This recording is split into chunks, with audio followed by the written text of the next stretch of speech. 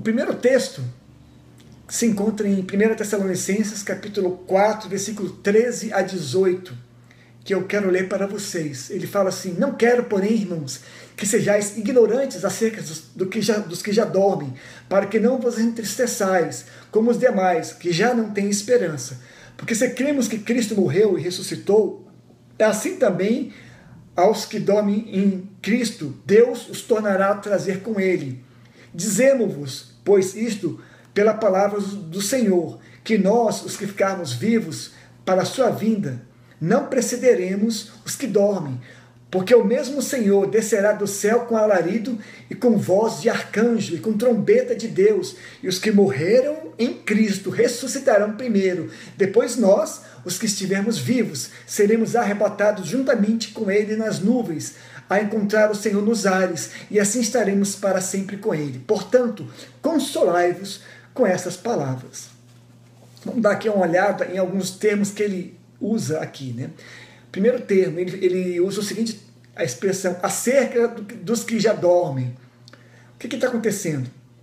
Muitos convertidos achavam que o batismo que salvava era o batismo em águas. Então desenterravam seus pais, seus avós e procuravam levá-los até um rio para batizá-los. Vocês podem imaginar um negócio desse?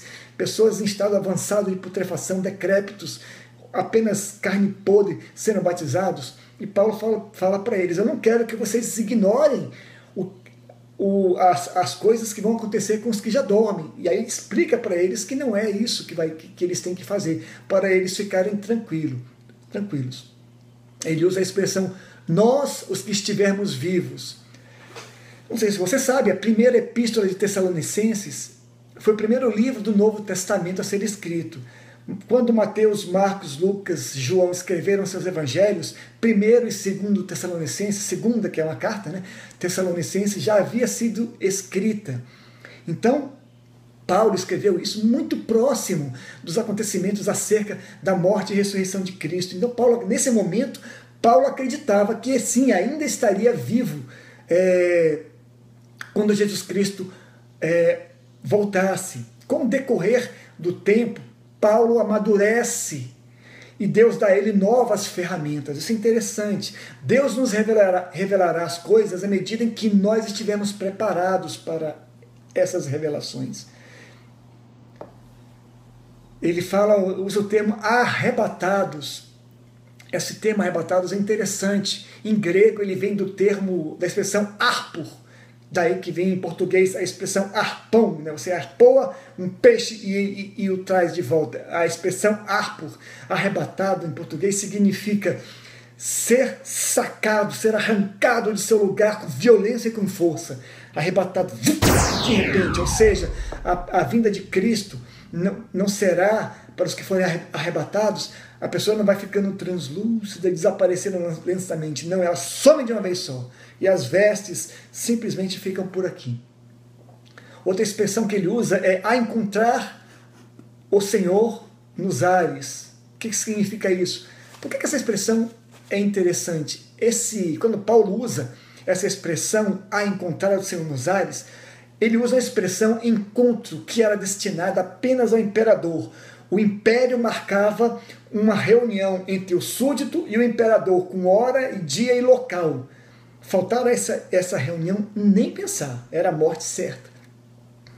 Então, a pessoa ia ao encontro. Esse encontro é uma expressão usada unicamente para o imperador, e Paulo usa essa expressão. Só que, em vez de ser um encontro de terror, de medo, era um encontro, então, será para nós, se formos arrebatados, se estivermos vivos, será um encontro de amor e de alegria, e não uma coisa tensa, que nem era o encontro com o imperador romano, que a gente nunca sabia, as pessoas nunca sabiam o que ia acontecer, né? A sequência do arrebatamento. A sequência do arrebatamento, ele se dará em 3 etapas. A primeira etapa é a aparição do Senhor. A Bíblia nos fala que Cristo surgirá nos céus com voz de arcanjo. Como é que é uma voz de arcanjo? A gente não tem muita certeza, mas lá em Apocalipse, a Bíblia fala que a voz do anjo é como uma voz de muitas águas, uma voz estridente, né? Uma voz, as pessoas estarão caminhando, normalmente de repente vai ter aquele barulho de muitas águas, como se fossem trovões, que é assim que Jesus Cristo surgirá nos ares.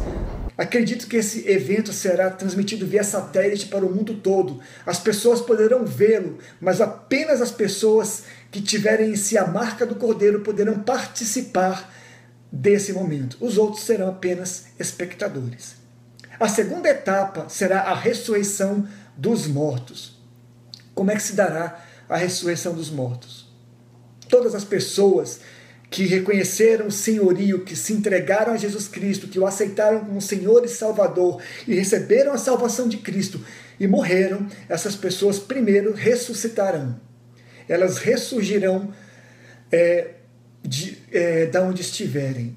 E aqui eu queria dar uma pausa para a gente fazer algumas perguntas, tentar responder sobre isso. Algumas perguntas relevantes. Quem morreu criança ou quem morreu idoso ressuscitará assim também? Não. Efésios capítulo 4, versículo 13, nos dá a entender que todos nós seremos semelhantes a Cristo. Os que morreram pequenos ressuscitarão adultos, os que morreram idosos ressuscitarão adultos. Então a idade será uma idade semelhante ao de Cristo, o varão perfeito. Aqui em expressão em grego é parapeito axios, que é a estatura exata do varão perfeito. E quanto aos que foram cremados, foram devorados por animais ou foram afogados pelo mar, o que acontecerá com eles? Apocalipse capítulo 20, versículo 13, deixa claro que o mar dará conta de seus mortos. E Jesus Cristo nos diz o seguinte, em Lucas capítulo 17, versículo 37, e respondendo, disse-lhes, onde, Senhor?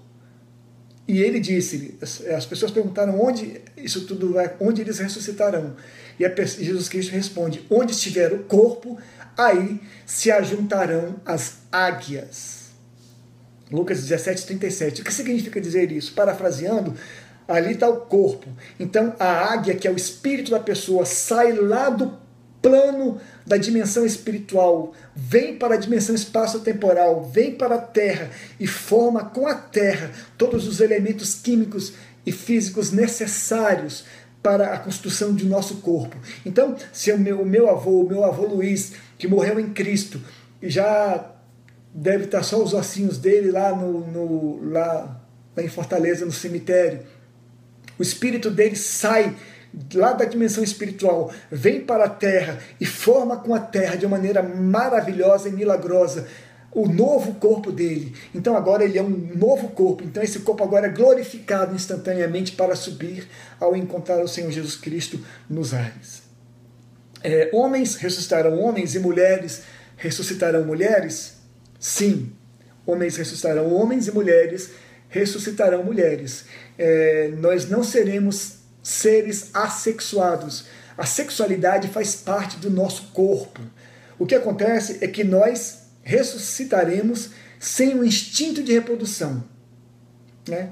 Sem o instinto de reprodução. Homens serão homens, mulheres, mulheres. A Bíblia fala que Jesus Cristo, depois que ressuscitou, continuou homem. Ele é chamado de varão, ele não ressuscitou como um ser sem sexo. Ele não é um anjo ou um espírito. Não, a Bíblia diz que os anjos são varões, né? Eles têm sexo, eles apenas não procriam.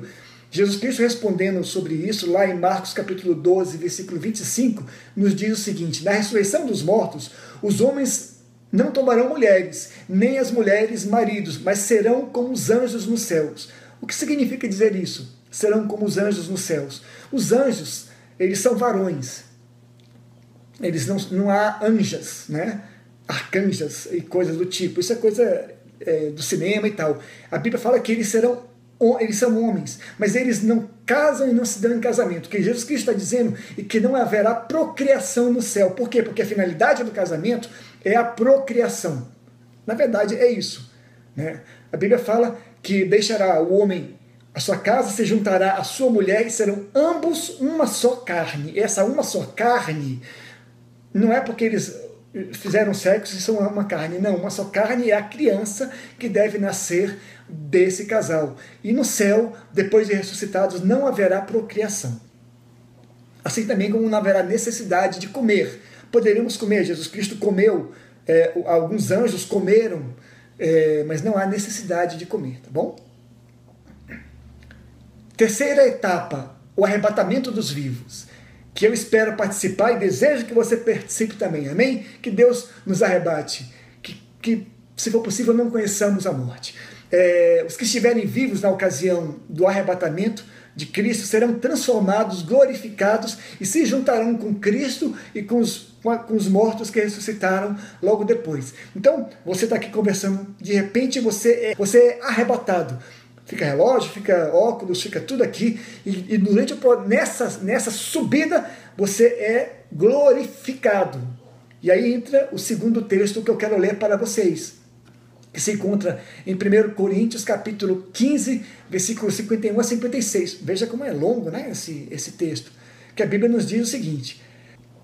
1 Coríntios, capítulo 15, versículos 51 até 56, nos diz assim: Eis aqui vos digo um mistério, na verdade, nem todos dormiremos, mas todos seremos transformados, no momento, no abrir e fechar de olhos, ante a última trombeta, porque a última trombeta soará e os mortos ressuscitarão incorruptíveis, e nós seremos transformados, porque convém que isto que é corruptível se revista de incorruptibilidade, e isto que é mortal se revista da imortalidade. E quando isto que é corruptível se revestir de incorruptibilidade, e isto que é mortal se revestir de imortalidade, então cumprir-se-á a palavra que está escrita: tragada foi a morte na vitória. Onde está, ó morte, o teu aguilhão? Onde está, ó inferno, a tua vitória? Ora, o aguilhão da morte é o pecado, e a força do pecado é a lei. Vamos dar uma olhadinha aqui a uns termos que Paulo usa. Mistério. Diferente do que nós imaginamos, a expressão mistério aparece pouquíssimas vezes no Novo Testamento. A gente encontra por aí, todo mundo fala de mistério de Massaranduba, mistério de Hipalaias, mistério. É muito pouco usado no Novo Testamento. E Paulo fala o que de fato era um grande mistério. Por quê? Porque para mim, para você, o arrebatamento pode não ser novidade, mas para eles o arrebatamento era novidade. Para o grego, falar de ressurreição era novidade. O grego estava acostumado com o conceito de reencarnação. E os judeus também estavam acostumados com o conceito de morte, mas não de ressurreição. Não era algo que fazia parte para apenas os fariseus, que era uma seita importante, mas não de todos tinha familiaridade com esse termo. Segundo expressão, transformados. A palavra aqui é metatoia, do grego, da onde deriva a palavra em português metamorfose. É uma transformação completa. A substância talvez seja a mesma da lagarta. Você encontra a lagarta e a lagarta não é mais a mesma depois que ela passa pela metamorfose, ela vira uma borboleta. Se tivesse aqui uma criança, não vai entender como é que as duas coisas, aquela borboleta é a mesma lagarta. Paulo fala que nós seremos transformados. É a mesma expressão que Paulo usa quando fala, mas transformai a vossa mente. É uma transformação, é algo novo para nós. Num momento, essa expressão, no momento, no abrir e fechar de olhos, no piscar de olhos, esse no momento é a expressão átomo, né, que significa uma frase. Estamos acostumados com esse tema que vem da física, mas Paulo não está dizendo algo espiritual. É um momento muito rápido, uma fração de tempo tão pequena que não cabe decifrar. É um átomo. No momento, no piscar de olhos, nós seremos arrebatados. Incorruptibilidade. Nossos corpos serão revestidos de incorruptibilidade, o que significa dizer que ele não mais será corruptível, ele não mais apodrecerá. Se a gente não toma um banhozinho, se não escova o dente, rapidamente todas as bactérias começam a fermentar e fica tudo fedendo na gente. Isso não acontecerá mais. E não apenas não acontecerá mais com relação aos cheiros, odores, mas também não acontecerá mais com relação necessidade, ao envelhecimento. Nós não envelheceremos mais, seremos transformados e seremos preparados para estarmos na presença de Deus. Por isso que é importante sermos incorruptíveis. Paulo nos diz que seremos revestidos de incorruptibilidade, não seremos mais corpos corruptíveis. Mas não apenas isso, ele nos fala também da eternidade, que isto que é mortal será revestido de imortalidade. Aleluia! Que maravilha! Por quê? Cabe dizer uma coisa interessante e importante aqui. Apenas Deus é eterno. Nós nunca seremos eternos. Eternidade é alguma coisa que não tem começo e nem tem fim. Apenas a divindade, apenas o Senhor Deus é eterno. Somente Ele.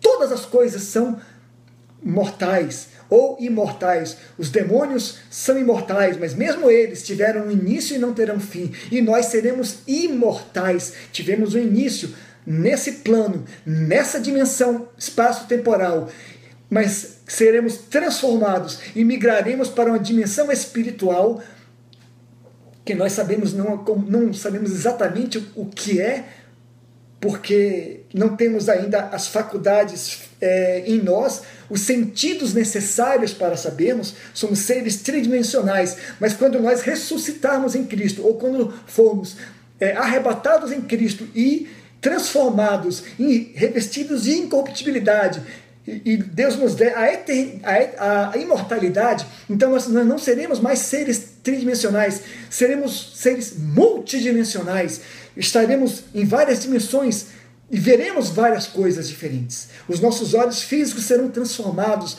e isso tudo acontecerá, irmãos. Isso tudo ocorrerá. E os sinais mostram que não será tão demorado quanto nós imaginamos. Concluindo, a nossa geração foi alvo dos mais espetaculares efeitos cinematográficos de todos os tempos. Nenhuma geração viu tão efeitos absolutamente maravilhosos no cinema, até mesmo no cinema 3D. Tem cinema que já tem até as cadeiras tremem e tal, as cadeiras têm odores, soltam odores assim. Nós estamos acostumados a ver coisas, maravilhosas. Isso muitas vezes nos dá a entender, ou nós vivemos como se a vinda de Cristo não fosse real, fosse apenas ficção. Não é. A vinda de Cristo é real e Ele está para vir a qualquer momento. A Bíblia diz que a qualquer momento Jesus Cristo voltará e arrebatará a sua igreja. A Bíblia nos diz lá em 1 Tessalonicenses capítulo 4, versículo 18: portanto, consolai-vos uns aos outros com estas palavras. A gente vê que as coisas caminham para o abismo, caminham para o mal, caminham para o fim. Mas eu queria dar uma nota de esperança para você. Uma vez eu estava muito triste, muito chateado com as coisas que estão acontecendo no nosso país, e comecei a orar, falar: Deus, o que adianta a gente evangelizar tanto e lutar tanto por uma política melhor no nosso país? Tudo parece que vai só terminando e blá, blá, blá, e reclamando, Foi quando o Espírito disse no meu coração, assim: é verdade, as coisas caminham para o fim, mas, preste atenção, nem você e nem o Brasil precisam estar do lado errado. Quando Jesus Cristo voltar, Ele encontrará algumas nações do lado certo. Algumas nações, como a Polônia, que recentemente declarou Jesus Cristo de uma maneira simbólica como rei da Polônia. Algumas nações europeias, em vista da islamização da Europa, têm decidido permanecer cristãs. E eu espero que o Brasil decida isso também. Nós somos o maior país católico do mundo. Somos a segunda maior nação evangélica do mundo. Somos o maior país espírita do mundo. Os espíritas se consideram cristãos, os católicos se consideram cristãos, os evangélicos e protestantes se consideram cristãos. Que nós lutemos primeiro para que nós mesmos encontremos o Senhor em santidade, as nossas vidas, e depois lutemos para que as nossas famílias encontrem o Senhor, os nossos filhos, as nossas esposas, os nossos maridos, os nossos amigos, e que lutemos que o nosso país esteja encontre o Senhor Jesus Cristo em santidade e do lado correto também, tá bom? Sou o pastor Paulo Tide. Deus nos abençoe, grande abraço e a gente se vê pelo caminho.